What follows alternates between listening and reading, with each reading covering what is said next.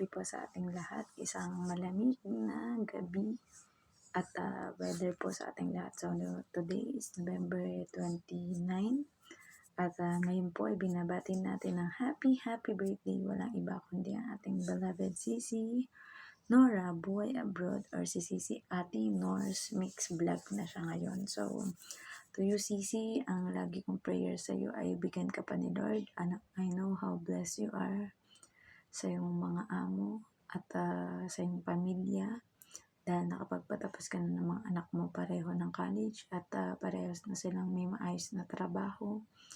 And I know na ang naisin mo ng puso mo na maglingkod pa sa iyong mga amo hanggang kailangan ka pa nila, ay alam kong tutugunan mo at gagawin mo. And my only prayer to you, Sisi, is long life, good health, and stay beautiful, stay always active and jolly or masayahin, di ba? And salamat sa lahat ng kabutihan mo sa akin.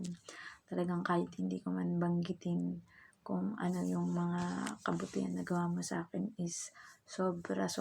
Kumbaga hindi ko ma-explain kung gaano ako ka-thankful kay God na ikaw ay naging beloved Sisi ko. So sa'yo, Sisi, beloved Nora, I know nag-celebrate kayo ng mga amo mo ngayon, kaya happy birthday again, and hope to bond and see you again, okay? So good night, God bless, and enjoy your special day. Mama, chup chup, bye bye.